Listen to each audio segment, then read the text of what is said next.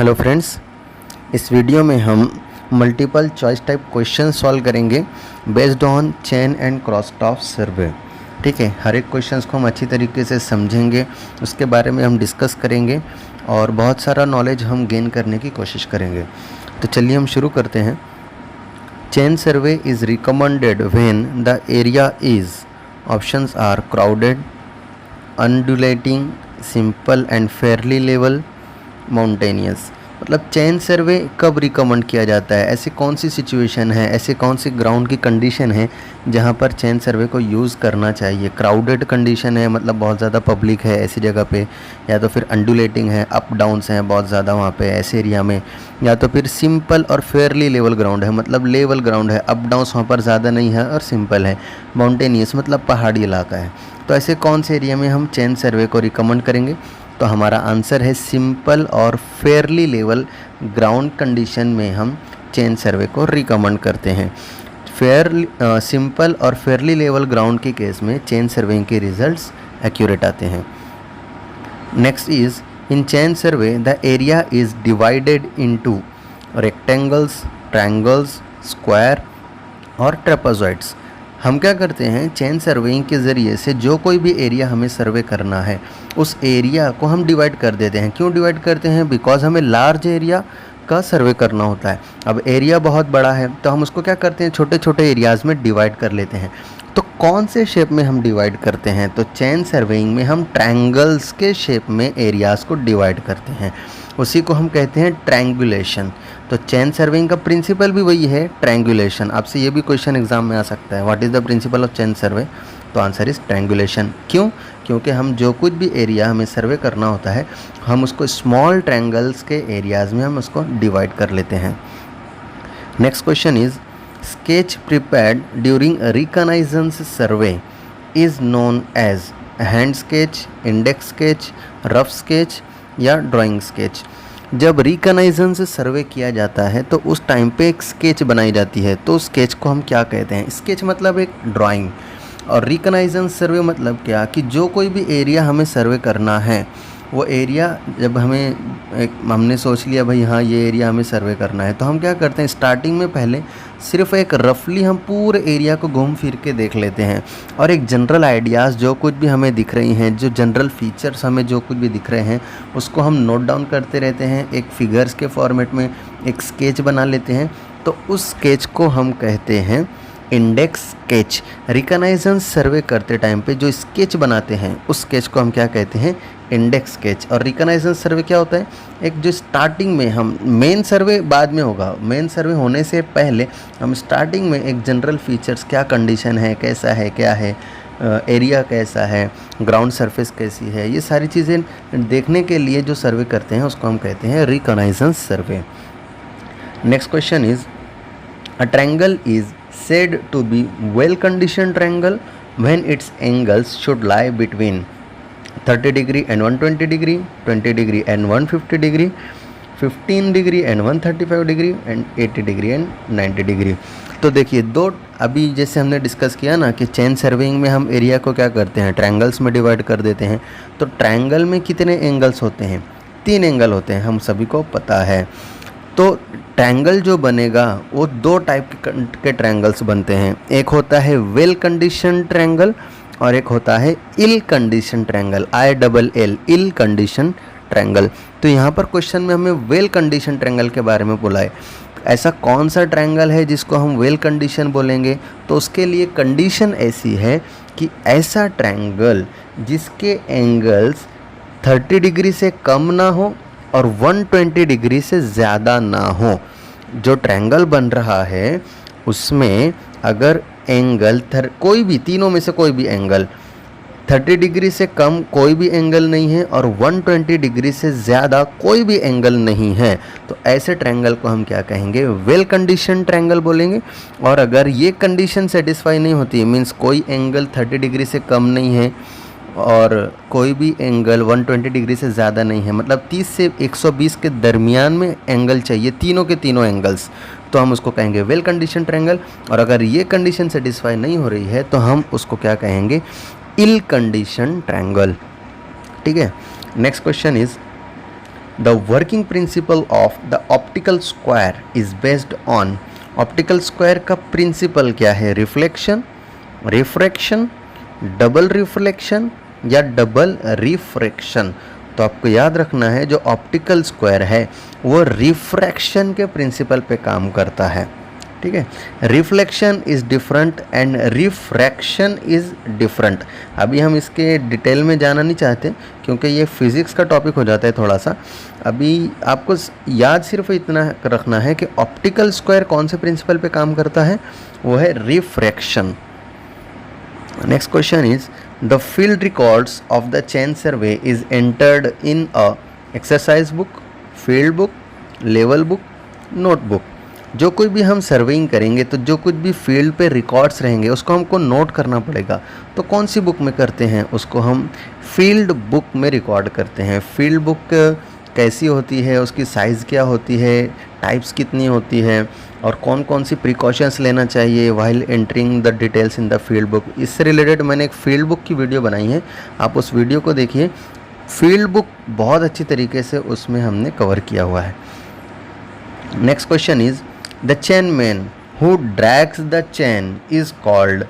ऐसा आदमी जो चेन को खींचता है, ड्रैग करता है, उसको हम क्या कहते हैं? कैप्टन, लीडर, फॉलोअर या मास्टर। तो इसका आंसर है लीडर, ठीक है। जो ड्रैग करेगा चेन को उसको हम क्या कहते हैं? लीडर कहते हैं। Next question is the preliminary inspection of the area to be surveyed is known as. Preliminary survey, primary survey, reconnaissance survey या रूट सर्वे। तो इसका आंसर है रिकनाइजेंस सर्वे। अभी हमने जैसे कुछ देर पहले डिस्कस किया था कि प्रिलिमिनरी इंस्पेक्शन हम जो करते हैं, स्टार्टिंग में हम जो एरिया को थोड़ा सा घूम फिर के ऑब्जर्व करेंगे, सर्वे करेंगे, तो स्टार्टिंग वाले सर्वे को हम क्या कहते हैं? Reconnaissance survey. The main survey stations are located on ground by hand sketch, index sketch, rough sketch या फिर रेफरेंस स्केच। तो इसका आंसर है रेफरेंस स्केच। जो मेन सर्वे स्टेशंस होंगे, अभी जैसे हम ट्रायंगुलेशन के प्रिंसिपल पे काम करेंगे तो उसके अंदर जो मेन सर्वेइंग के स्टेशंस रहेंगे उसको जब लोकेट करने की बात आएगी तो हम कौन सी स्केच को यूज़ करेंगे? रेफरेंस स्केच को यूज़ करेंगे। Next question is the main object of running a tie line is. Different types of lines का फॉर्मेशन होता है। बेस लाइन है, टाई लाइन है, चेक लाइन है। तो टाई लाइन का ऑब्जेक्ट क्या है? मेन ऑब्जेक्ट क्या है?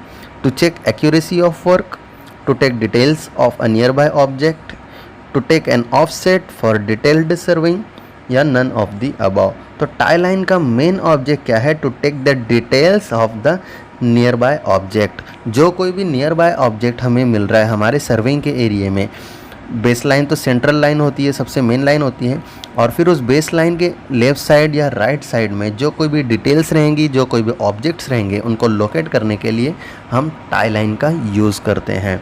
टाई लाइन का मेन यूज़ क्या है? मेन ऑब्जेक्ट क्या है? टू लोकेट द या to take the details of the nearby objects.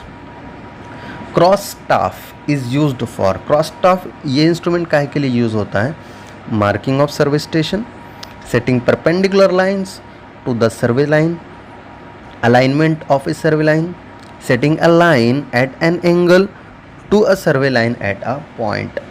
तो क्रॉस स्टाफ का यूज़ क्या है? Setting perpendicular line to the survey line. हमें जब भी परपेंडिकुलर सेट करना हो, 90 डिग्री सेट करना हो, मतलब कोई लाइन जा रही है और उसके परपेंडिकुलर लाइन 90 डिग्री में हमें कोई लाइन वहाँ पर बनानी है, वहाँ पर इस्टेब्लिश करनी है, तो उसके लिए हम क्रॉस स्टाफ का यूज़ करते हैं। Cross staff is used for setting perpendicular lines to the survey line. किसी भी पर्टिकुलर सर्वे लाइन के परपेंडिकुलर लाइन इस्टेब्लिश करने के लिए हम क्रॉस स्टाफ का यूज़ करते हैं।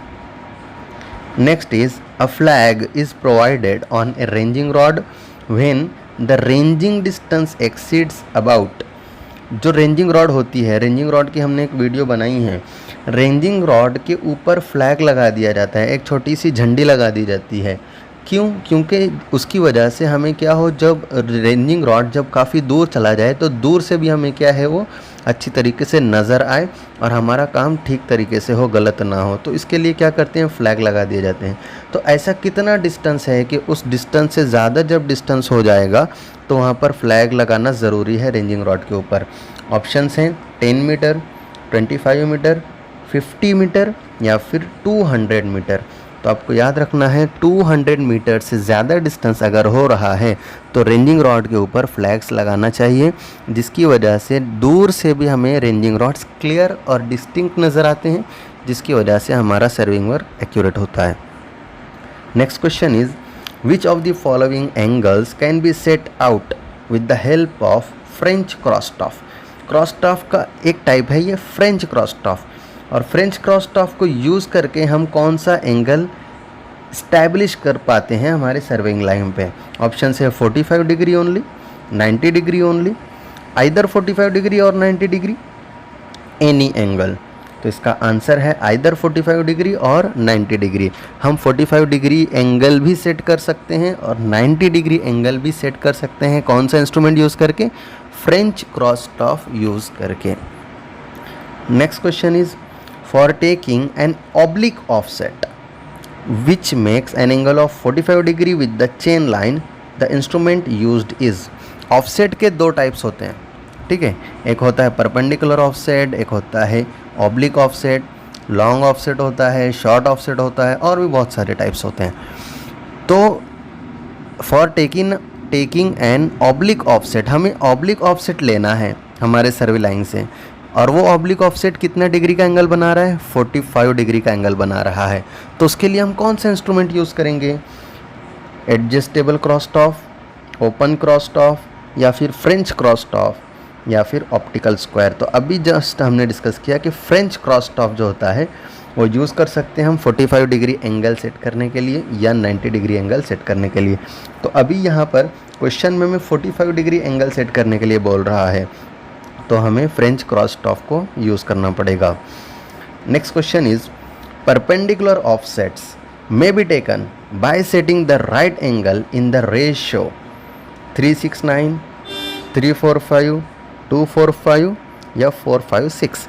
अब ये दूसरी टाइप है ऑफसेट की, वो है परपेंडिकुलर ऑफसेट। परपेंडिकुलर मतलब क्या, 90 डिग्री। ऑफसेट कितना डिग्री एंगल बना रहा है, 90 डिग्री एंगल बना रहा है। अभी देखो, आपने स्कूल टाइम्स में एक थ्योरम पढ़ा होगा, पाइथागोरस थ्योरम, ठीक है। तो पाइथागोरस थ्योरम को यूज़ करके हम परपेंडिकुलर फील्ड के ऊपर सेट कर सकते हैं, 90 डिग्री हम सेट कर सकते हैं। तो उसकी सिंपल सी एक टेक्निक है कि हम ट्रायंगल का फॉर्मेशन करते हैं, जिसमें एक साइड 3 की होती है, 3 मीटर हो सकती है, आप 3 फीट भी ले सकते हैं और 3 मीटर भी ले सकते हैं। दूसरी 4 फीट की या 4 मीटर ले सकते हैं, और फिफ्थ जो थर्ड वाली जो साइड रहेंगे ट्रायंगल की, वो ऑटोमेटिकली आपकी 5 फीट या 5 मीटर आनी चाहिए। इस तरीके से हम उसको एडजस्ट करते हैं। अगर ये 3, 4, 5 इसको रूल कहते हैं, और 3:4:5 भी हम इसको कहते हैं। अगर ये सेट हो रहा है, इस तरीके का ट्रायंगल अगर बन पा रहा है, इसका मतलब वहाँ पे परपेंडिकुलर हो रहा है, इसका मतलब वो ऑफसेट हमारा परपेंडिकुलर ऑफसेट हो गया है। तो परपेंडिकुलर ऑफसेट अगर सेट करना है तो हमें क्या रेशियो यूज़ करना पड़ेगा, 3, 4, 5। आप फीट में भी ले सकते हो और मीटर्स में भी ले सकते हो। Next question is in an optical square the mirrors are fixed at an angle of. Optical square जो होता है तो उसमें मिरर्स लगे होते हैं, तो वो मिरर्स कितने डिग्री एंगल पे फिक्स किए हुए होते हैं। तो इसका आंसर है 45 डिग्री। आपको याद रखना है ऑप्टिकल स्क्वायर, उसमें मिरर्स होंगे और मिरर्स किस डिग्री पे फिक्स किए हुए रहेंगे, 45 डिग्री पे फिक्स किए हुए रहेंगे। Next question is while testing a chain, a tension of 80 Newton is applied at the ends of a 20 meter chain, 30 meter chain, both A and B and Gunter's chain।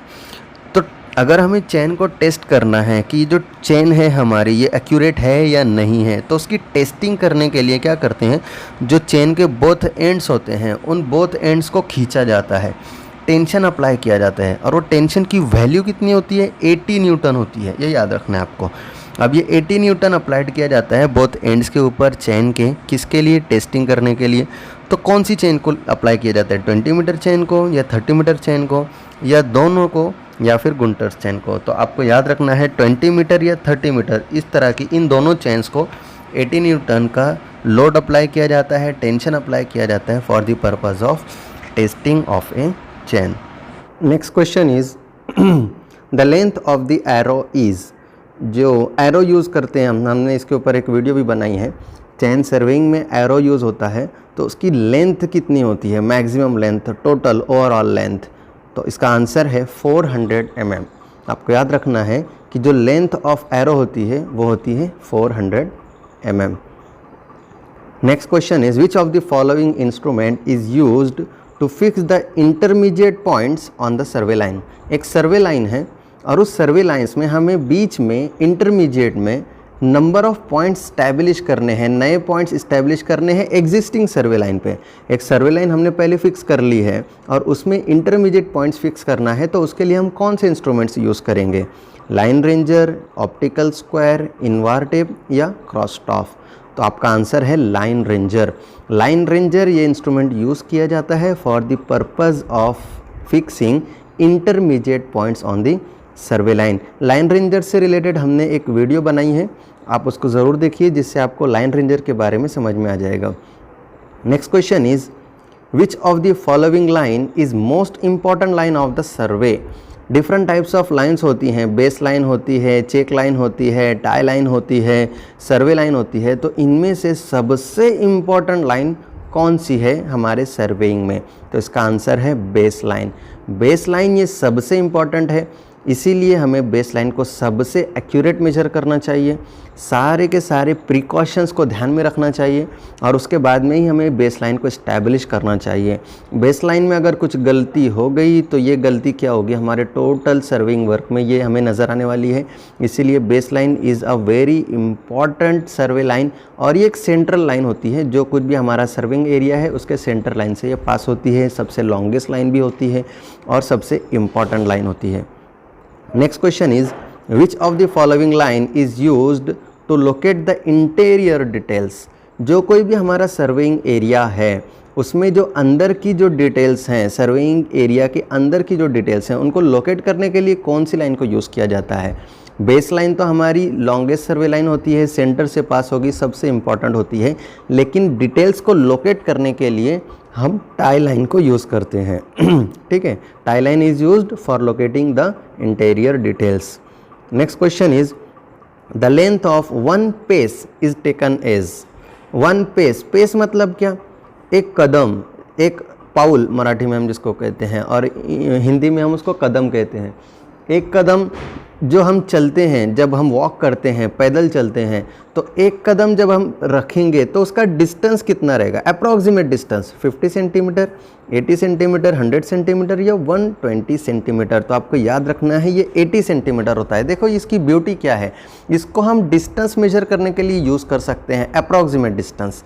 मान लीजिए अगर आप चल रहे हैं, पैदल चल रहे हैं, तो आपने अगर अपने कदम को आप काउंट कर रहे हो, आप गिन रहे हो, आप कितना पेस रखा है, 100 रखा, 200 रखा, 500 रखा। मान लीजिए आप 500 आपने पाउल उछले हैं, 500 कदम आपने रखे हैं, तो 500 को आप मल्टीप्लाई कर देंगे 80 सेंटीमीटर से, तो आपको पता चल जाएगा कि टोटल डिस्टेंस आपने कितना ट्रैवल किया है।